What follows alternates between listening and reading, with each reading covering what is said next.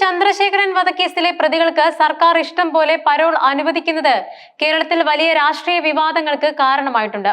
പ്രതികളുടെ രാഷ്ട്രീയ സ്വാധീനം തന്നെയാണ് ഇവർക്ക് അനിയന്ത്രിതമായ പരോൾ ലഭിക്കാൻ ഇടയാക്കിയതെന്നാണ് പ്രധാന ആരോപണം.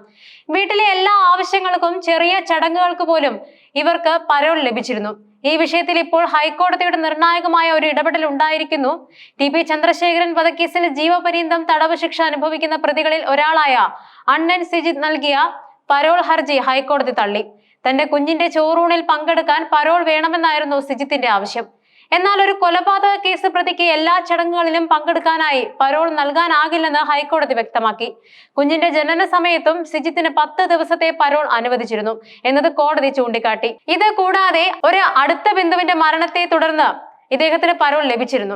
കോടതിയുടെ ഈ തീരുമാനം പ്രതികൾക്ക് അമിതമായി പരോൾ അനുവദിക്കുന്ന സർക്കാർ നയത്തോടുള്ള ഒരു തിരുത്തലായിട്ടാണ് വിലയിരുത്തപ്പെടുന്നത്. സിജിത്തിന്റെ വിവാഹം നടന്നത് പരോളിൽ ഇറങ്ങിയ സമയത്തായിരുന്നുവെന്നത് ഈ വിവാദത്തിന് ആക്കം കൂട്ടുന്നുണ്ട്. ടി പി കേസ് പ്രതികളായ മുഹമ്മദ് ഷാഫി, കിർമാണി, മനോജ് എന്നിവരും പരോളിൽ ഇറങ്ങിയാണ് വിവാഹം കഴിച്ചത്.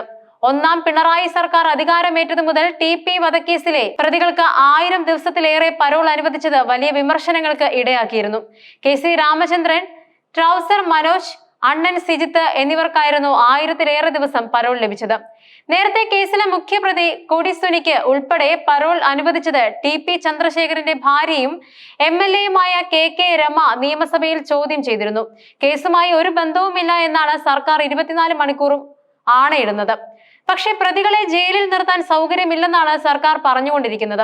എന്നാലും എങ്ങനെയാണ് ടി പി കേസിലെ പ്രതികൾക്ക് മാത്രം ഇങ്ങനെ പരോൾ കിട്ടുന്നത് എന്ന് രമ ചോദിച്ചത് പ്രതികൾക്ക് ലഭിച്ച പരോളിന്റെ വിവരങ്ങൾ പങ്കുവെച്ചുകൊണ്ടായിരുന്നു. കെ രമ പങ്കുവെച്ച കണക്കുകൾ ഞെട്ടിക്കുന്നതായിരുന്നു.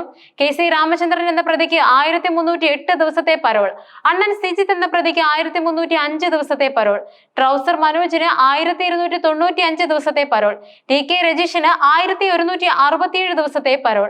നിങ്ങൾ പറഞ്ഞത് നിറവേറ്റിയതുകൊണ്ടാണ് ഇങ്ങനെ പരോൾ കൊടുത്തത്, അവരെ നിങ്ങൾ സംരക്ഷിക്കുന്നത് എന്ന വിമർശനവും രമ സർക്കാരിനെതിരെ ഉന്നയിച്ചിരുന്നു. എന്നാൽ പരോൾ പ്രതികളുടെ അവകാശമാണെന്നാണ് സർക്കാർ ഈ വിമർശനങ്ങളെ നേരിട്ട് കൊണ്ട് വാദിച്ചത്.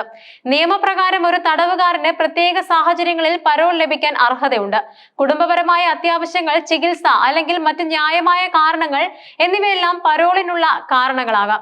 എന്നാൽ ഇവിടെ ടി പി ചന്ദ്രശേഖരൻ വധക്കേസിലെ പ്രതികൾക്ക് ലഭിച്ച പരോളുകളുടെ എണ്ണവും ദൈർഘ്യവും സാധാരണയിൽ കവിഞ്ഞതാണ്. ഇത് പ്രതികളുടെ രാഷ്ട്രീയ സ്വാധീനത്തെക്കുറിച്ചുള്ള സംശയങ്ങൾ വർദ്ധിപ്പിക്കുന്നുണ്ട്. ഒരു കൊലപാതക കേസിലെ പ്രതികൾക്ക് ഇത്രയധികം പരോൾ ലഭിക്കുന്നത് ഇരകളുടെ കുടുംബത്തിന് നീതി നിഷേധിക്കുന്നതിന് തുല്യമാണ്. ഇത് നിയമവ്യവസ്ഥയിലുള്ള സാധാരണക്കാരുടെ വിശ്വാസത്തെ ഇല്ലാതാക്കാൻ ഇടയാക്കും.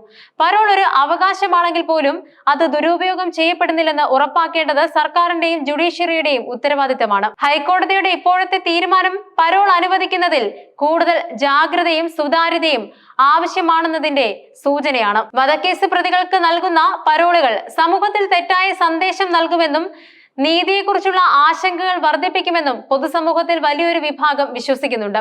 ഈ വിഷയത്തിൽ കൂടുതൽ വിവരങ്ങൾ പുറത്തു വരുന്നതിന് അനുസരിച്ച് രാഷ്ട്രീയ രംഗത്തും നിയമവൃത്തങ്ങളിലും ഇത് കൂടുതൽ ചർച്ചകൾക്ക് വഴിവെക്കും. പരോൾ നിയമങ്ങൾ കൂടുതൽ കർശനമാക്കണമോ അതോ നിലവിലുള്ളവ കൃത്യമായി പാലിക്കപ്പെടുന്നുണ്ടോ എന്ന് ഉറപ്പുവരുത്തണമോ എന്നതാണ് പ്രധാന ചോദ്യം.